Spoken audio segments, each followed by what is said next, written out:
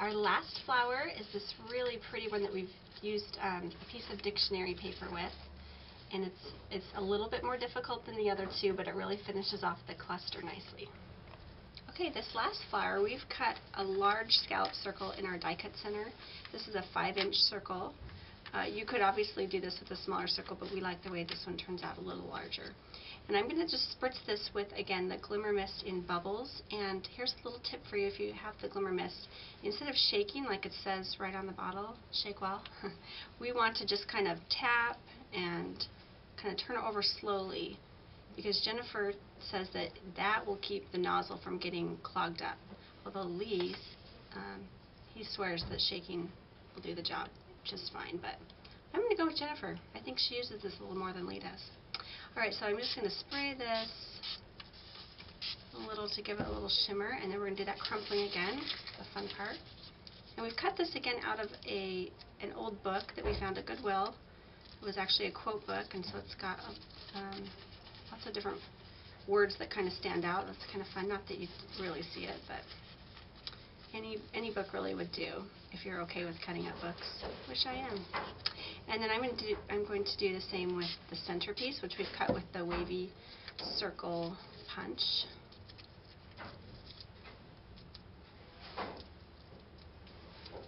And there we go. Okay, so this is probably the trickiest part. It's really not that hard, but you might need a little practice on it, so cut a few of these out. What we're going to do, I'm using the Art Glitter Dries Clear glue, which dries really fast, and that's kind of the key to this flower, is to have a glue that dries fast. So either this one or a diamond glaze would also work well, but you want it to dry fast so you're not sitting there forever. Okay, so you're going to start out with this flower, and you're going to make a little circle with your hand here, and with this finger you're going to stuff that down into your hand about that far, and then you're just going to twist the end up tightly. And then I'm going to trim off about 1/4 of an inch off of there, just so that my flower doesn't stand up too high. It doesn't have a big bump in the center.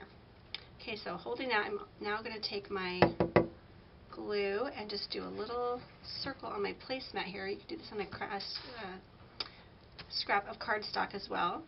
And I'm going to set that down in the middle, kind of press it down, and while I'm holding it there, I'm going to open up the petals. Kind of spread them out. Okay. The next step is you're going to make a little diamond with your fingers, and in the center there you're going to use your fingers to really scrunch up the center, and this will make your petals come in a little further and make them a little more ruffly, which is cute. So we're just going to kind of do that and arrange your petals till they look like you want them to. And that's that step. Now we're going to do the same thing with this little circle that we punched for the center. So I'm just going to make my little circle of glue, put this down in my hand, which is a little harder to do. And on this one I'm not going to trim off any of the bottom, because it's really not big enough to do that. So put this down in the glue, open up the petals, take your fingers in the diamond and squish them together. That little mini version for the center. And again, just kind of arrange your flower until it looks right to you.